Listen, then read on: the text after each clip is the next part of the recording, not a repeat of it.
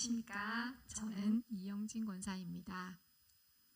저의 개인적인 삶을 회중 앞에서 나누는 것이 처음이라 두렵고 떨립니다. 기도하는 마음으로 이 시간을 채우고자 합니다. 재미없고 지루하지만 여러분도 기도하는 마음으로 함께 하시길 바랍니다. 이 시간을 위해 기도해 주신 주님과 성도님들께 감사드립니다. 저는 경상북도 안동에 꽤나 유명한 양반가 셋째 아들의 이남일녀로 태어났습니다. 제 아버지는 학자인 가문의 혈통을 물려받아 가난한 형편에도 불구하고 유명한 대학교를 졸업하셨습니다.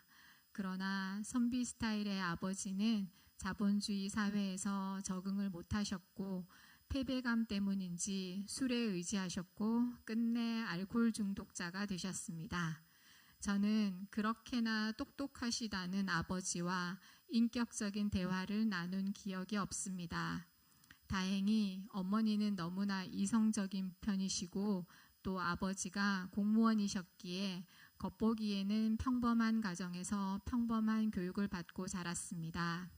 그러나 시대적, 지역적 특색으로 또 가정의 분위기로 사랑받고 존중받으며 자랐다는 기억이 없습니다. 그래서 하나님 아버지의 한없는 사랑을 상상하는 것이 아직도 어렵습니다.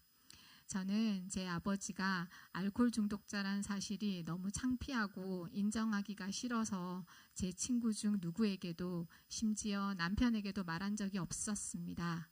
얼마 전 성도님들과 얘기하는 중에 고백하게 되었고 드디어 저의 낮은 자존감의 가장 큰 원인을 드러내고 제 스스로의 가면을 벗을 용기가 생겼나 보다라고 생각했습니다.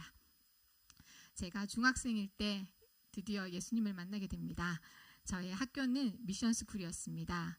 종교 수업을 받고 예배를 드리면서 하나님과 예수님을 믿으면 지옥에 가지 않고 천국을 갈 수 있다는 말씀을 들었습니다. 지옥에 대한 두려움이 생겼습니다. 제 짝이 다니는 교회에 다니기로 마음을 정하고 결심했습니다. 제가 또 찬양하는 달란트를 받았습니다. 교회에서 친구들과 찬양하는 것이 너무 행복했습니다.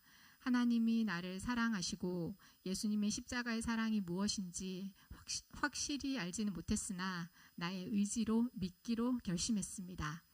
저의 존재의 가치에 대해 가장 만족해했고 또 주의 은혜로 대학 입학도 했습니다. 그 후 찬양 선교단 활동도 하면서 성경 공부도 하고 뜨겁게 기도하면서 신앙이 점점 깊어졌습니다. 예배의 은혜를 경험했습니다. 예수님의 십자가의 사랑을 감사하게 되었습니다. 교회에서의 제 삶은 항상 행복하고 평안했고 기쁨으로 충만했습니다. 그런데 제가 20살이던 그 해에 교회에 문제가 생겼습니다. 목사님의 비리가 드러났습니다. 교회 재산의 사유화와 목사님 가족 내 폭력으로 인한 인성 문제가 드러나면서 목사님을 고발하는 사건이 일어났습니다. 저도 서명이라는 것을 했고 그 결과로 법원에서 저에게 편지가 왔습니다. 편지의 내용을 이해하지도 못했고 그 상황은 제 상식에서 일어날 수 없는 일이라 두렵고 무서웠습니다. 그래서 저는 회피했습니다. 그 다음 주부터 선교단 친구들이 다니는 다른 교회에 출석했습니다. 그 교회는 꽤나 컸습니다. 그곳에서 세례도 받고 열심히 모든 예배를 드렸습니다. 그런데 그 교회에서는 아무도 심지어 제 친구들도 제게 봉사를 권하지 않았습니다. 저는 성가대도 하고 싶고 찬양팀도 하고 싶었는데 제게 같이 하자고 하지 않았습니다. 나름 자격이 필요했나 봅니다. 그리고 저는 그 자격에 미달인가 보다 하고 생각했습니다.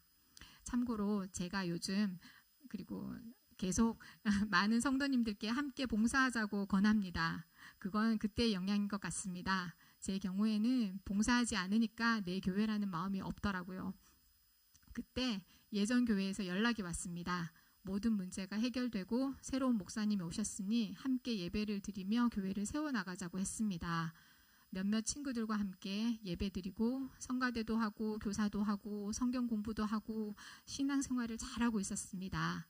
제가 22살일 때 예전 목사님, 노예에서 파문당한 그 목사님에게 고발을 당했습니다. 자신의 건물을 저희가 불법으로 이용하고 있다고 말입니다. 저는 또다시 두렵고 무서웠습니다. 기도하며 버텨낼 용기는 없었습니다. 이제 저는 살아계신 하나님을 의심하게 되었습니다. 전지전능하신 하나님이라면서, 공의와 진리의 하나님이라면서 어떻게 이런 말도 안 되는 상황을 그냥 두고 보시는 건가? 진리는 어디에 있으며 하나님의 공의는 대체 어디에 있는가?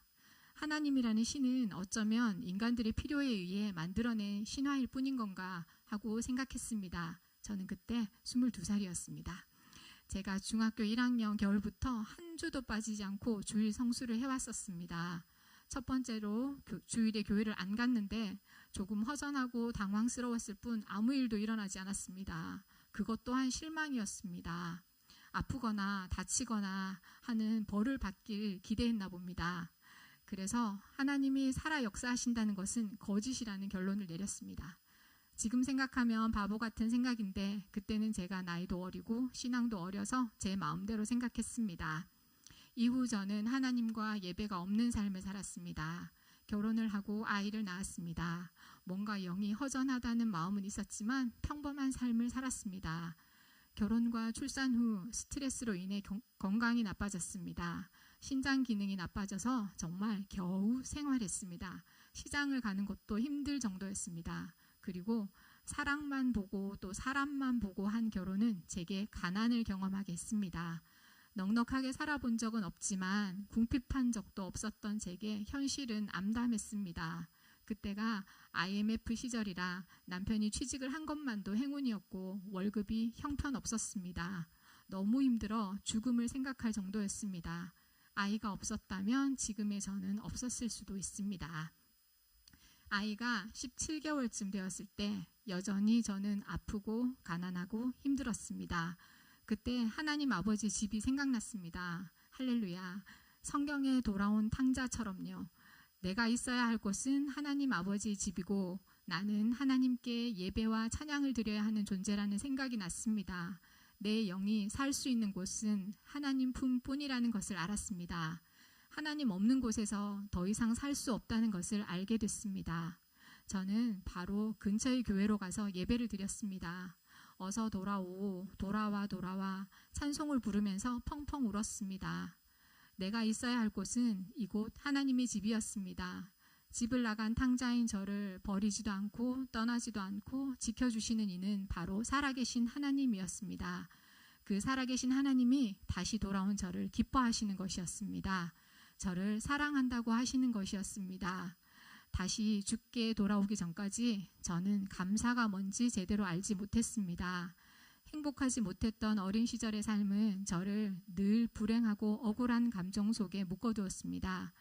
내가 아들이 아니어서 차별받는 것이 늘 불만이었습니다.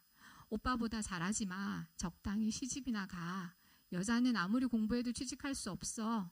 취직을 해도 결혼하고 애 낳으면 잘려. 여자는 남편과 자식을 위해 희생해야 해. 그러니까 애쓸 필요 없어. 라는 말을 듣고 자라면서 저는 세상에 대한 불만이 가득했습니다. 또 저 자신의 무능력함에 대한 불만도 가득했습니다. 그런데 나의 하나님은 저를 사랑받기 위해 태어난 사람이라 하시고 사랑한다 내 딸아 내가 너를 잘 안다 하시고 네 모습 이대로 사랑하시고 연약함도 사랑하신다고 하는 것이었습니다. 태초부터 나를 택하시고 힘들었던 모든 순간들도 나를 사랑하시고 나를 지키셨고 심지어 제가 하나님을 부인했던 시간들조차도 나를 사랑하시고 지켜주셨다는 것을 깨닫게 되었습니다. 그 하나님의 사랑에 감사하게 되었습니다. 제 삶의 방향을 하나님께로 향한 그 순간부터 감사와 기쁨이 찾아왔습니다. 자연스럽게 성경을 묵상하고 기도하는 삶으로 제 생활이 바뀌었습니다. 주일학교 교사가 되어 하나님의 사랑을 전하게 되었습니다. 작정 기도를 드리면서 죄를 고백하는 은혜를 경험하게 되었습니다. 예배와 기도와 말씀 중심의 삶은 저의 영혼을 만족하게 해주었고 또 건강을 회복시켜 주었습니다. 날마다 주님과 동행하는 기쁨을 누리게 되었습니다. 나의 하나님은 참으로 살아계신 하나님입니다. 감사합니다.